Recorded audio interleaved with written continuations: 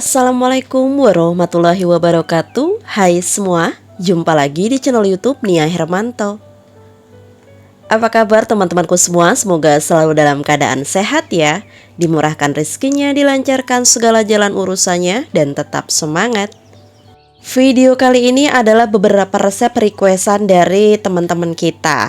Requestan yang pertama adalah semur jengkol. Nah, kali ini jengkolnya tuh tua banget, udah aku rendam kurang lebih 2 hari dan sekarang bakal kita rebus pakai daun salam, serai, dan juga dikasih garam kasar. Nah, tujuannya kita kasih bumbu aromatik rempah-rempah ini supaya menghilangkan sedikit bau dari jengkol ini. Tapi kalau teman-teman kepengen baunya hilang beneran, bisa direbus pakai kopi ya. Tapi berhubung aku nggak ada kopi, jadi bisa pakai rempah-rempah kayak gini. Oke, ini kita rebus kurang lebih selama 7-8 menit setelah air mendidih. Dan ditutup terus ya teman-teman. Kalau udah, ini bisa langsung kita angkat aja dan kita tiriskan. Sambil nonton, teman-teman jangan lupa pada absen dulu ya. Dari mana aja yang udah hadir nonton video aku ini, boleh tulis di kolom komentar. Nah, kalau udah pada absen, ya udah sekarang kita lanjut ke videonya. Nah, jengkol yang tadi udah kita tirisin ini nunggu agak setengah hangat-hangat kuku dulu, lalu kita geprek kayak gini teman-teman. Kalau masih panas digepreknya tuh cepet banget, nggak sampai 5 menit ini udah selesai semua. Tujuan digeprek seperti ini supaya nanti jengkolnya itu legit teman-teman. Lanjut, sekarang kita prepare untuk perbumbuannya. Nah, bumbu semur itu kan beraneka ragam. Ini kan versi aku ya teman-teman, jadi mohon jangan dijulitin. Versi aku ini udah aku cantumin semua di layar. Teman-teman monggo silahkan tinggal di screenshot aja atau bisa cek di kolom deskripsi. Aku udah tulis semuanya. Oke, ini udah kita halusin. Kalau teman-teman nggak mau pakai cabai merah, oke, di skip aja. Tapi kalau aku lebih suka seperti ini. Kalau teman-teman kepengen mendapatkan rasa yang sama kayak hasil masakan aku kayak gini, monggo silakan diikutin step by stepnya dan bumbunya juga. Kalau bumbunya udah agak setengah wangi, masukin daun jeruk, daun salam, dan juga serai. Kalau bumbunya udah tanek, udah pecah minyak, bisa dikasih tambah air. Ini untuk nambahin airnya aku ngebersihin dari bekas bumbu-bumbu di blenderan ya, karena kan eman-eman teman-teman. Oke, lanjut, bisa langsung kita masukin jengkol seperti ini. Kalau semisal teman-teman mau dicampur dengan telur rebus juga boleh, ini juga enak ya. Nah, kali ini aku bikin versi jengkolnya aja. Lanjut, sekarang kita kasih masuk kecap manis dan juga gula merah. Nah, kalau kepengen sama pakainya gula merah ya. Dan untuk kecapnya nggak ada yang spesial, teman-teman bebas bisa pakai kecap apapun. Tapi usahakan pilih kecap yang warnanya agak pekat. Jadi nanti untuk hasil akhir dari jengkol yang kita masak itu warnanya cantik. Nah, ini yang bikin spesial, dikasih santan teman-teman. Jadi nanti untuk bumbu jengkolnya itu medok, lekoh, pokoknya enak banget. Nah, ini aku kasih tambah kecap lagi. Kenapa? Karena menurut aku kurang cantik, warnanya kurang hitam gitu ya teman-teman.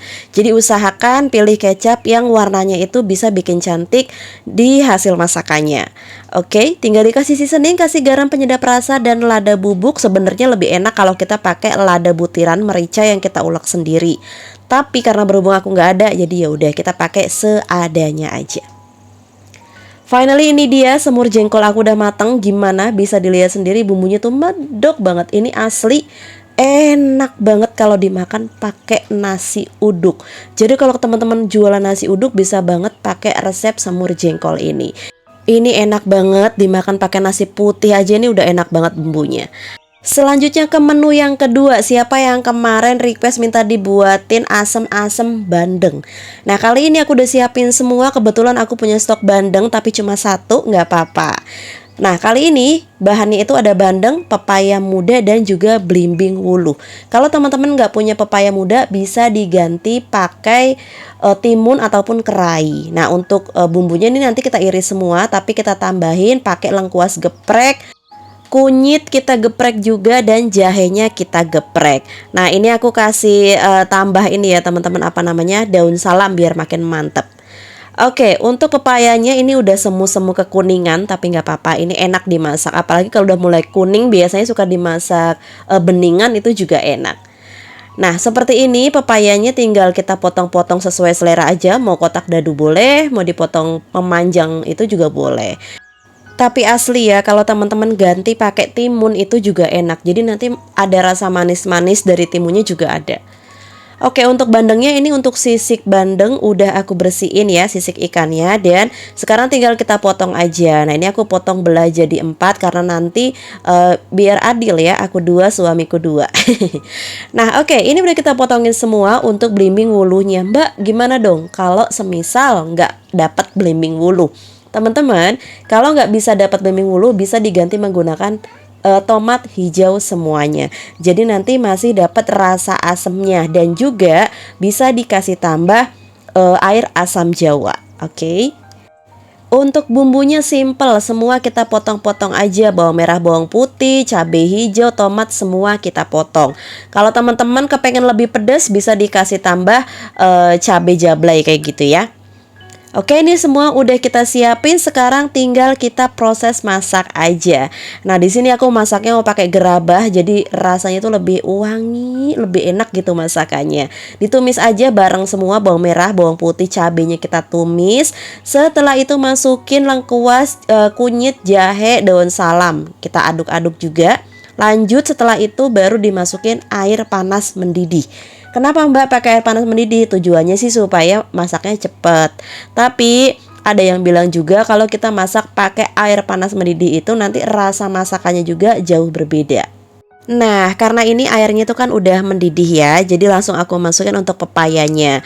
Tapi kalau semisal teman-teman pakai air yang biasa gitu ya, air dingin biasa, usahakan tunggu sampai airnya itu mendidih dulu baru dimasukin untuk sayuran. Oke, kalau udah seperti ini, langsung kita masukin juga untuk seasoningnya. Masukin tomat juga sama belimbing wulu. Usahakan jangan lupa diicip rasa ya teman-teman, asamnya udah pas atau belum. Karena sayuran ini tuh biasanya pedas, manis, asam, gurih itu nyampur jadi satu.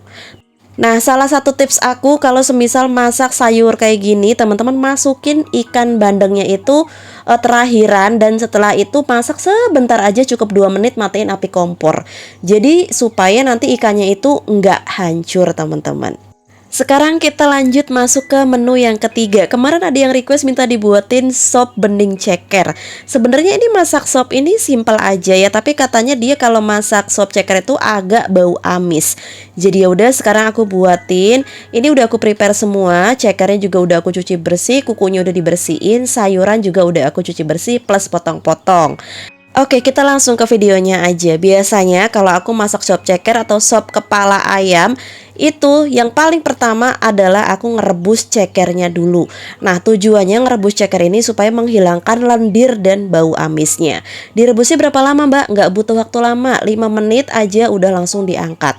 Bisa dilihat ini buih-buih busanya banyak kan.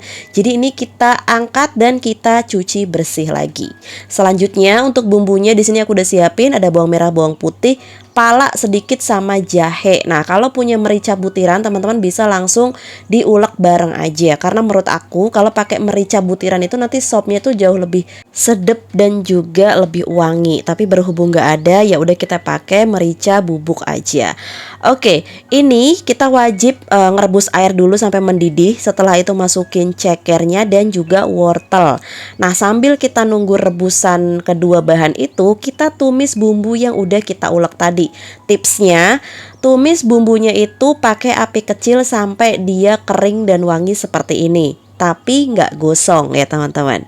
Nah, kurang lebih kayak gini. Sekarang hasil bumbu yang kita goreng tadi masukin ke dalam panci kuahnya. Lanjut kita masukin kentang dan juga buncis. Jangan lupa juga kalau punya daun bawang, batangnya itu dibelah tengah memanjang gitu ya teman-teman. Itu nanti bisa jadi kaldu yang enak banget. Lanjut tadi aku masukin juga kol ya. Kenapa aku ngasih daun bawang itu yang batangnya? Karena itu bisa jadi kaldu alami. Aku dapat ilmu itu dari bos aku yang di Taiwan dulu, waktu aku masih suka bantu-bantu di restoran sana. Oke, tadi aku udah kasih seasoning semua ya, seperti biasa, garam, penyedap rasa, gula pasir, lada bubuk.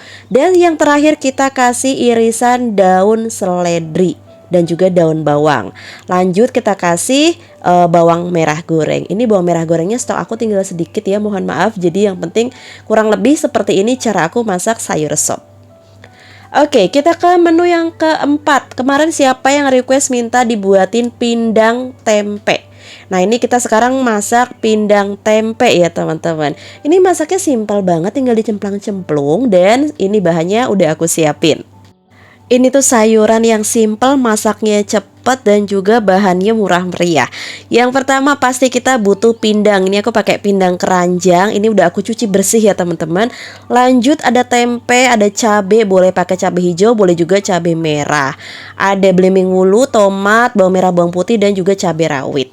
Nah ini kebetulan ada tempe daun segitiga, jadi ya udah aku pakai tempe ini aja. Tapi sebenarnya kalau ada tempe yang dibungkus daun jati itu sedep banget temen-temen. Tapi karena nggak ada ya udah kita pakai tempe ini aja. Tapi kalau nggak ada tempe daun gimana Mbak? Ya udah pakai tempe plastikan biasa juga nggak apa-apa. Semua bahan-bahan kita potong-potong kayak gini aja, termasuk bawang merah, bawang putih. Tapi kalau untuk cabai yang aku potong hanya cabai hijau keriting. Untuk cabai rawit utuhannya aku biarin gitu aja teman-teman. Nah untuk tambahan sayurannya aku udah siapin, ini ada cambah kedelai. Kalau semisal teman-teman susah mendapatkan ini bisa diganti pakai toge yang biasa aja. Sekarang kita bakal tumis bawang merah, bawang putih dulu sampai dia setengah layu. Setelah itu masukin untuk tomat, belimbing wulu beserta cabenya, masukin semua. Kalau teman-teman mau dikasih tambah daun salam sedikit nggih monggo silahkan ya. Tapi ini aku kehabisan stok daun bawang jadi aku skip aja.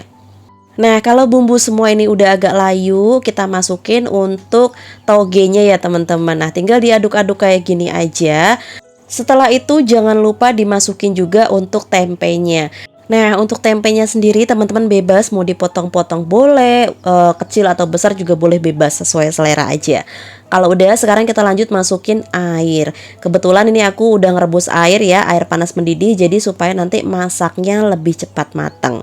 Jangan lupa juga dimasukin untuk seasoningnya. Seasoningnya gampang banget, tinggal dikasih garam, penyedap rasa dan juga gula pasir.